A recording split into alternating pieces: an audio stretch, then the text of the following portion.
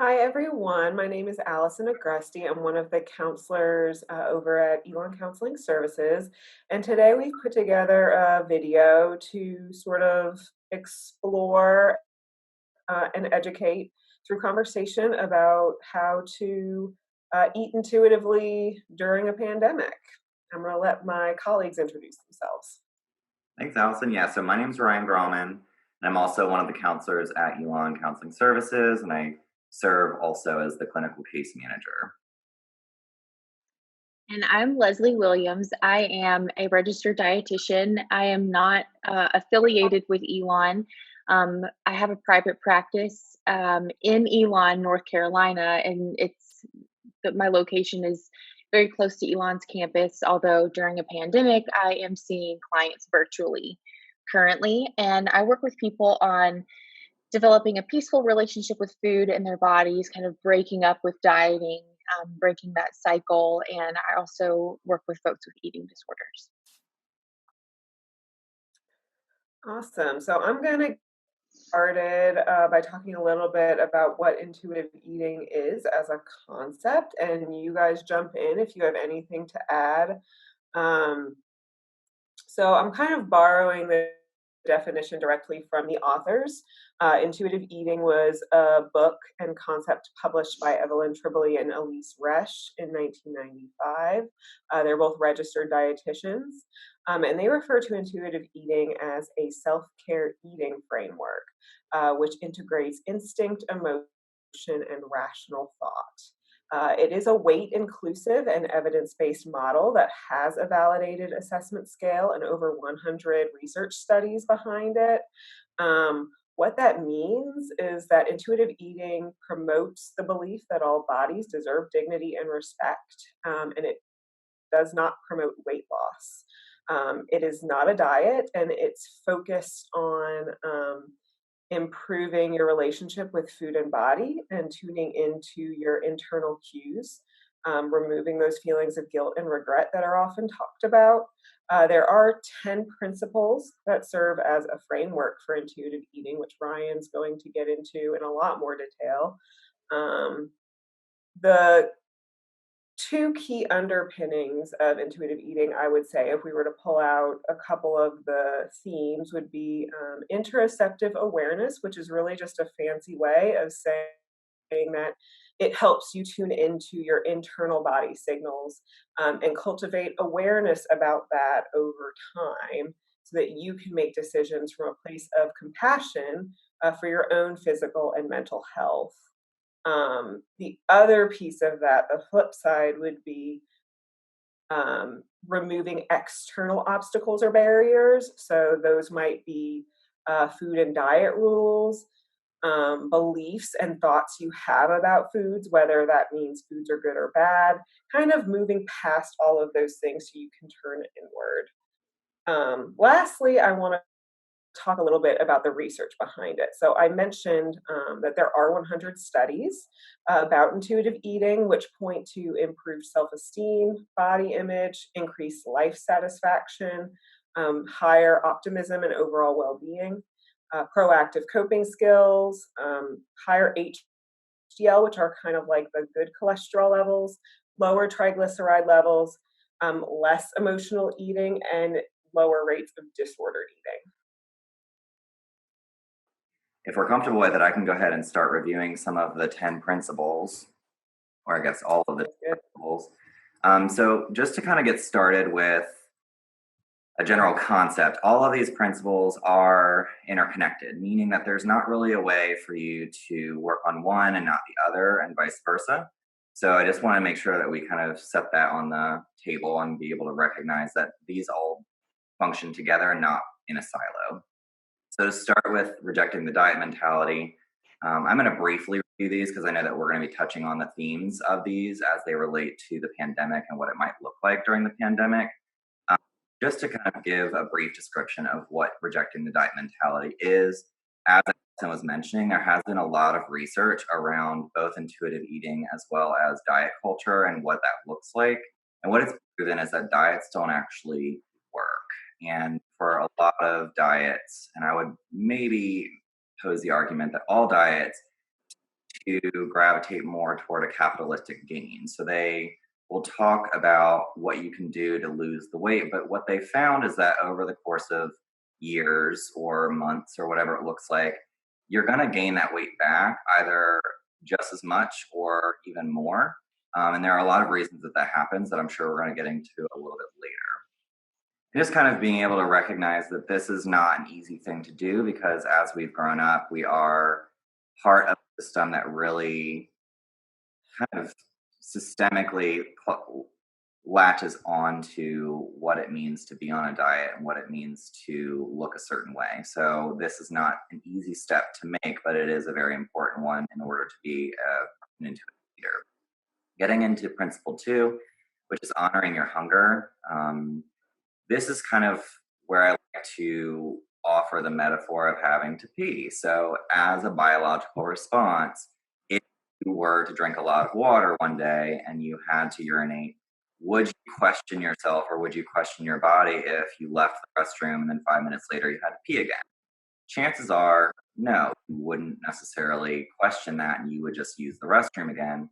It's not a lot different than your hunger and being able to honor your hunger because there are a lot of different factors that will contribute to where you feel hunger or where you're going to need a little bit more food with a little bit more frequency throughout the day. All right, make peace with food. So this is something that we're all going to be talking about again a little bit later in the presentation. But this is this idea of good versus bad and assigning moral value to food. What they've noticed is that when you deprive yourself of certain foods or certain quote unquote forbidden foods that a lot of diets will kind of preach, you're depriving yourself, you're kicking your body into starvation mode, which then creates somewhat of a survival response for us. What they're seeing is that with that deprivation, our body doesn't really know, and Leslie's going to talk about this later, it doesn't really know the difference between a diet or restriction and famine. And in that sense, when we allow ourselves access to quote unquote forbidden foods, you're going to see that there's somewhat of a last supper effect where you're going to maybe overeat or binge because your body doesn't really know when its next source of food is going to be when we're practicing that restriction. And therefore, you're going to see kind of these behaviors that we're trying to potentially avoid. Challenging the food police. So this is where we're see a little bit more of that internal dialogue that you may be saying to yourself or to maybe even others when we talk about the shouldn'ts of eating patterns. A lot of the times with food poisoning, we're going to say, I shouldn't be eating this because X, Y, and Z, or I just ate, so I shouldn't be feeling this. And this is a good example of how all of these principles are interconnected. Is the principles that we've just covered talk a little bit about the idea of it. Challenging the food police is the actual practice of it. Feel your fullness is being able to kind of utilize that interoceptive awareness that Allison was talking about a little bit earlier.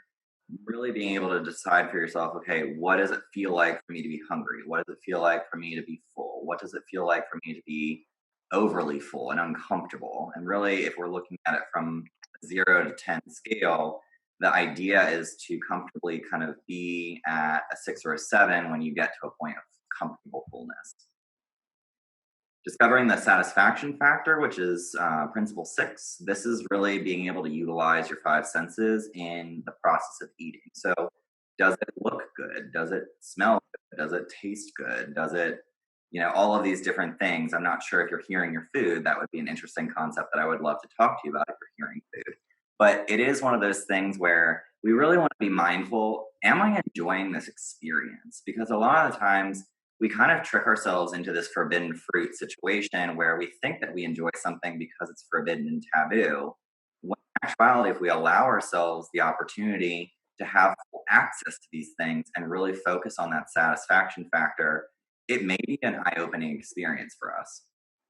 I was just saying, I think this is a good place to add, like, that's a huge part of intuitive eating. Like, you're supposed to have pleasure of eating food. It's not just about hunger and fullness. That component matters as well. And thought that'd be something to add. Yeah. Awesome. So, coping with your emotions without using food, I know that this is one that we're really going to dig a little bit further into. So, I'm not going to spend a lot of time talking about it right now. But what I just want to briefly mention is that there are ways for us to kind of identify whether or not we're eating because of an emotion, and being able to recognize, express, and manage that emotion without the use of food, if possible or if appropriate, is something that can be a discussion as we go forward. Respecting your body, which is principle 8, is really allowing yourself to accept the genetic blueprint of your body. As human beings, we are not meant to all have the same body shape. That's not normal, and that's not really what we should be expecting from ourselves. That Allison's going to be talking a little bit about ways to incorporate respect to your body in movement and exercise as well.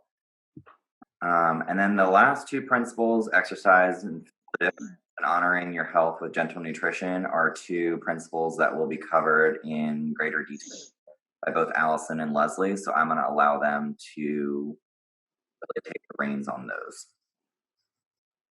So I do think it's important as we kind of look back at the 10 principles. One of the ones that really stood out to us as being relevant during this time of COVID-19 was coping with your emotions without using food. And so I think Leslie will speak more to this as well, but sort of normalizing it's okay to use food to cope with emotions to a certain extent. It's a really human, normal thing to do, particularly when we're experiencing increased anxiety, depression, or other mental health concerns. And so I think normalizing that is really important. Uh, I think the issue can become when that is our only coping skill for working through what we're feeling. And so my goal here is to sort of reframe this idea that we shouldn't use food to cope with emotions and move away from trying to get rid of that skill by focusing more on adding new skills, if that makes sense. So I just want to highlight some coping strategies and resources here, and others will jump in as they have thoughts as well. But I want to first initially point to some of the resources on our counseling services webpage. So we have a program called Therapy Assistance Online that offers evidence-based modules for working through mental health concerns called TAO that you can access with an Elon email address from our website. We also have a dedicated COVID-19 and your mental health page that's prominently visible when you visit our website. And so I just wanted to take a moment to point those out. Some other things to think about as you're working through some coping skills is what it looks like to set boundaries with your news intake and social media. So I don't want to dive too deep into this because I know that Ryan's going to be talking about social media in a little bit, but I want to acknowledge like sometimes it's overwhelming right now. There's a lot going on in the news, and sometimes it can feel flooding. Like as a human, I can validate that. Sometimes it's a lot. And so figuring out what your boundaries are, setting limits for how long you're looking at the news or how long you're looking at Instagram, setting your phone aside for significant amounts of time during the day, uh, maybe setting a rule that you're not going to look at your phone in bed. Whatever it is for you, just figuring out what those boundaries can look like. Another thing that I've personally found helpful in the last few weeks is reading. Sometimes it can be really helpful to transport yourself somewhere else if you're feeling anxious about what's going on around you, getting lost in another world. Maybe part of that is setting your phone aside and going somewhere with a book. That can be really powerful. Another option would be checking in with a mindfulness app on your phone. So maybe Headspace, Insight Timer, um, Calm, using those applications to begin exploring meditation or breathing exercises, both of which are known to be calming for our nervous system. Um, maybe if it feels safe to you, FaceTiming or Zooming a friend or family member, uh, finding that time to connect with others as a way to decrease loneliness and feelings of isolation that can really be common during this time of social distancing. Maybe it's reconnecting with a hobby that you like, such as writing, doing puzzles, playing an instrument, things like that. Um, I think the most important piece is just knowing there's no right or wrong way to do this. We are in an unprecedented time.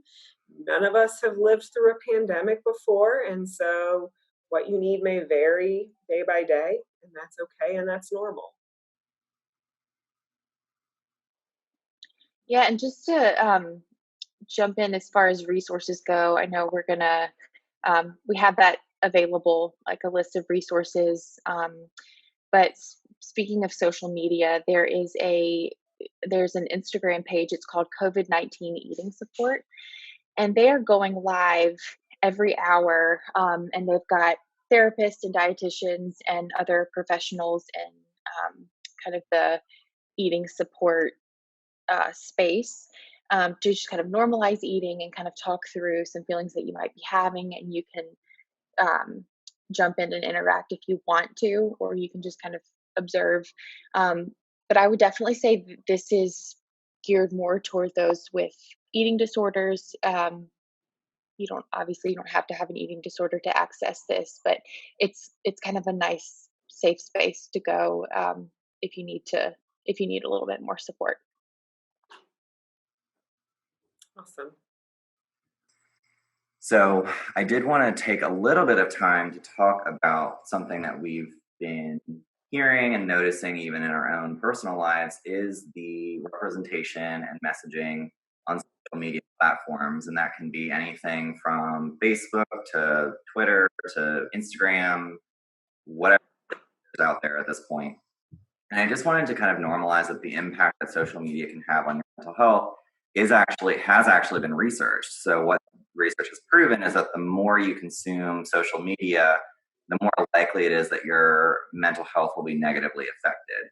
So given that we are kind of all experiencing a social isolation or social distancing or quarantine at this point, social media tends to be kind of how we plug in and stay connected to others, which is kind of a catch 22 with mental health and what we're seeing or what we're consuming. So something I did want to just kind of touch base on was this concept of your body weight or your body aesthetic or body type changing over the course of quarantine, which I've noticed that there's been a lot of memes or posts or whatever it is that have been kind of targeting larger bodies as somewhat of a negative thing, which really is representative of diet culture and fat phobia and things around those topics. And I think what's also been part of the conversation is this concept of productivity and whether or not you have enough willpower or enough motivation to be productive during this time. And of course, if y'all have anything to add to this, I'm open for you to interrupt and just say, this is what I want to say. But I did want to just kind of briefly touch on the fact that we are living kind of in a scary time. And something that Allison mentioned earlier is that this is unprecedented. We don't really know what we're doing and how to do it because we've not really experienced something like this before. And that can be somewhat traumatic for us as a society. And when people experience something that's perceived or a real threat, we will respond based on instinctual or survival techniques of fight, flight, or freeze, which can really inhibit our ability to be productive or to make better decisions about X, Y, and Z, or quote unquote better decisions. And being able to kind of sit with and show compassion for the fact that we are kind of living in a constant threat of a pandemic really can kind of shed light on the fact that we may not be at a performance level that we are hoping we would be at, and that's okay. And being able to acknowledge that that's okay. One thing that I think is helpful to point out, sort of piggybacking off of that too, is that like this isn't a one-time discrete trauma that occurs. It's an ongoing trauma that we don't really know when it's going to end. And so that can kind of complicate that aspect even further. And I think on top of that as well, like we've been saying, it is unprecedented. So our nervous system's like not quite sure how to respond. And that means that we're, for a lot of us, like cycling through fight, flight, or freeze over and over and over again, trying to figure out what the best way for us to approach this. And that's exhausting. And so holding a lot of space for that, like Ryan was saying, I just wanted to add a couple factors there. Yeah, certainly. I do appreciate you stepping in and saying that. It's not going to be constant because we don't know what's going on. So a lot of that's going to be kind of a trial and error situation. In that same accord, I think it's important for us to shift focus to how to really set parameters and boundaries around your consumption of social media. And we'll talk briefly about how to also set some boundaries with friends and family that you be in contact with face to face. So to start with social media, is what you're seeing helpful to you? Is it healthy for you? Is it helping or is it creating a hindrance to your mental health?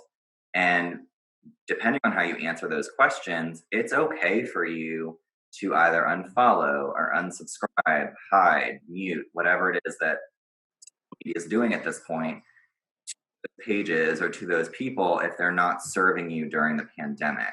Because at this point, as Allison's talked about, taking care of yourself and coping with these things is very paramount to your ability to function as a human being, not necessarily related to productivity, but are you still functioning? Are you taking care of yourself? Because if the answer is no, and if the answer is something connected to social media, it may be a good time for you to kind of take notice of what is impacting you and starting to make different decisions. So it's, again, very normal. I want to validate if you need to unfollow, unsubscribe, mute, hide. Are you all aware of any other terminology that social media uses to say no? I think you covered them. Okay, I think think so I too. have a comprehensive list of I don't want to talk to this person anymore or see this anymore. Yeah. So, kind of moving into setting healthy boundaries with friends and family, I think the first thing to acknowledge is what is your relationship with this person? What is the investment that you have in this person, in this relationship?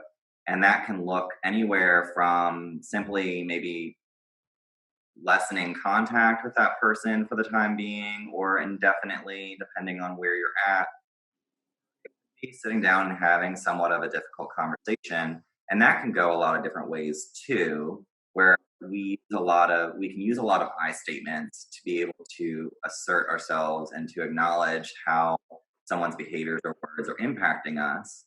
But the important part about this is we're not really saying what they're doing or saying is right or wrong, but rather that it's impacting us. And I know Allison has a really good thing that she's going to be talking about second, but as we kind of transition into that, there's this idea of calling out and calling in. And the difference of calling someone out for something is that we're almost kind of blaming or kind of throwing guilt at, well, this says something about you as a human being that you're doing or saying this. And I think the difference with calling in is being able to invite them into kind of this team orientation of, hey, I really appreciate our relationship and I really appreciate you as a person. And what I'm seeing or what I'm experiencing is impacting me. And I want to just kind of toss the reins over to Allison because I know that as we were preparing for this, she did come up with a really good thing to say regarding this. About the I language? Yeah. Yeah. So one thing that can be helpful when you're having conversations in general with family and friends, but especially around food, especially during COVID-19, can really be to neutralize it. We've talked a lot about moving away from good versus bad, all or nothing thinking. And so acknowledging like your diet may be working for you, I don't know, but I want to sort of use I language and say, like, I know that for me it's been difficult. And so I really want to focus on improving my relationship with food. So it's creating space for you to express what's important to you and what you're needing while also neutralizing the other person's experience without making them feel bad about it. We're kind of circling back to kind of avoiding that guilt and blame. Yeah, Yes. I really like that. So I think the last thing that I wanted to kind of touch base on regarding boundaries is being able to set and create an exit strategy for yourself if you were to need one, or if it was an appropriate time to use one, depending on your perception of the experience. So sometimes we aren't really in the space. Either a relationship is not really there, the investment's not there, or we're just not we don't have the capacity to sit down and have a difficult conversation. That's okay. How are you going to get yourself out of the situation so that you can keep yourself safe and attend to your well-being? So if that the difficult conversation comes up and they're making comments that are really harmful for you and you're not really sure what you have the capacity for or the ability to do in that moment, do you suddenly have to use the restroom so that you can go and kind of take care of yourself for a little bit? What other strategies can you think of that potentially could remove you from that situation for you to tend to your needs in that moment? And that is your right as a human being to do that. So now Allison's kind of going to facilitate a conversation around exercise for wellness. Yeah, so as some of you may or may not already know, I am also a yoga teacher, so I am especially excited to talk about this topic. And I think it's important to also call back to all 10 principles here. I think neutralizing exercise the same way we talk about neutralizing food. While, of course, there is a lot of research behind the benefits that can occur from moving your body, there is no good or bad here. You are not an evil person if you choose not to exercise. You are not a really moral, wonderful person if you choose to exercise. It's all about figuring out what's best for you, and there's not really a right or a wrong there. So I think one of the primary foundational ways to kind of begin to heal a relationship with exercise or perceive it in a healthy way during a pandemic would be to move away from using it as punishment or a way to control or change your body, moving away from the idea of counting calories, compensating for the food that you ate, things like that. And acknowledging that this is also a reframe and a way of shifting your thinking that can take time because, again, like within the culture that we live, these are really normalized things that people talk about frequently. But over time, maybe considering movement and exercise as a way to take care of your body, celebrate what your body can do. Functional fitness or weightlifting has been found to be really healing for body image in this context by feeling really good about what your body is capable of doing and the function that it serves versus how it looks. Doing this, reframing it in this way, can allow you to kind of find movement that you actually like and enjoy versus what you feel like you need to be doing. I think it can also be helpful to bring to the forefront some of the kind of non-appearance benefits of exercise. So it can help regulate mood, it improves sleep quality, increases energy, and it can improve outcomes related to most chronic conditions, including cancer, diabetes, and heart disease. Additionally, it increases self-efficacy and belief in your own capabilities, which therefore often has a positive impact on body image. So all kinds of benefits that come from exercise that truly have nothing to do with how you look. And if I stop and think about it too long, I kind of get angry to think about the fact that exercise has been watered down to how you look when there's so much more to it. I think interoceptive awareness is also really important here. So tuning into what your body needs, asking yourself, do I need to rest or am I up for a healthy challenge today? Again, there's not really a right or wrong answer to that question. And tuning in can allow you to move past any rules you might have around movement. So feeling like you need to lift X amount of pounds or it doesn't count, or you have to exercise for X amount of minutes.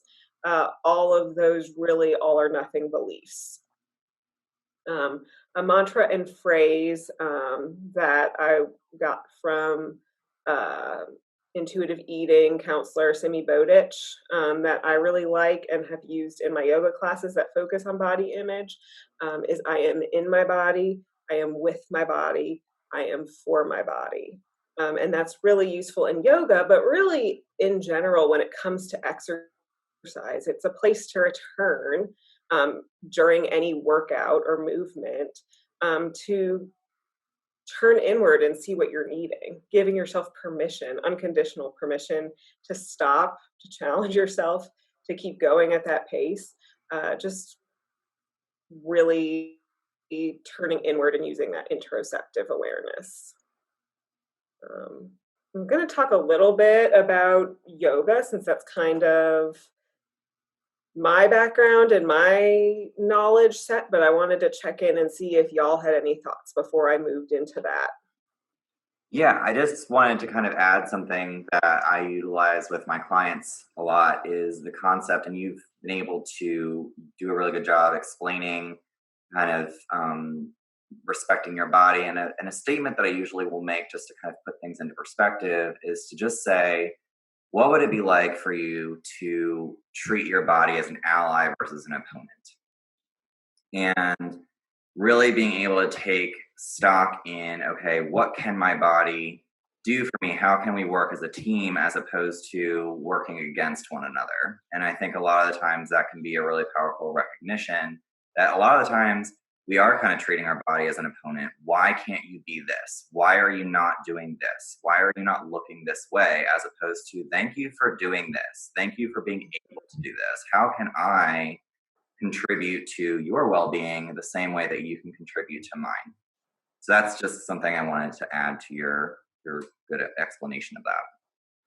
Yeah, that's really powerful. I think beginning to view your body as a friend and not an enemy is essential to any healthy relationship with exercise, for sure. I love that. And I also just wanted to point out and just emphasize that something that you said about getting angry, that diet culture has almost stolen or kind of, I don't know, like you said, like watered down the benefits of exercise, as in like this is how you can change your body, but there's like all of these other things that exercise does for our bodies and movement does for our bodies and our overall well-being.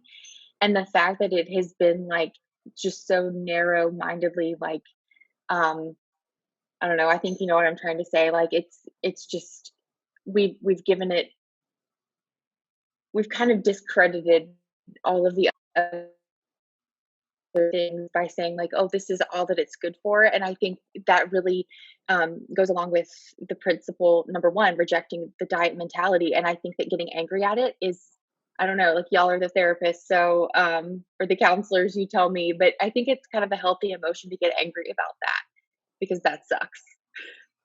Well, and something that was talked about too was this concept of we as human beings are kind of oppositional in a way where if we're told we have to do something, we inherently want to do it. So if we're told you have to work out, it's not fun. We don't want to do it. But if we're able to say, okay, I want to work out because it helps my body feel strong. It helps my body feel this way. It helps my mind down. It helps me sleep better. But if we're being told over and over again by diet culture, you have to work out to be this aesthetic, I don't want to do it. You don't want to do it, I can imagine. So if we were to shift focus, like Allison was talking about, to what exercise can do for our body's wellness as opposed to our body's appearance, I'm wondering if that'll shift the perspective that you have on what it's like to exercise and being able to set appropriate limits for your body in a way that we may not have been doing before. Another mantra that's kind of coming to mind from Beauty Redefined, which I see that we listed as a food and body social media resource, is that my body is an instrument, not an ornament. And I think that's another really powerful one to use when you're thinking about exercise. Again, moving away from this ornamental aspect of like, I'm going to make myself look a certain way to like, what am I capable of? What ways can I gain strength and self efficacy here? Okay, so I want to talk just a little bit about yoga.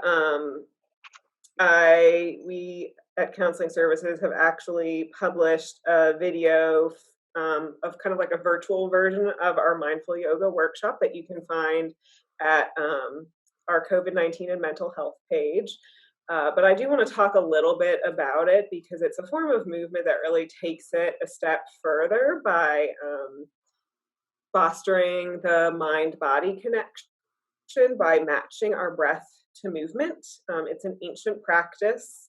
And one of the foundational ethics of yoga that I think is really powerful and related to this is nonviolence. So, what does it mean to be nonviolent against our bodies, to treat our bodies with care?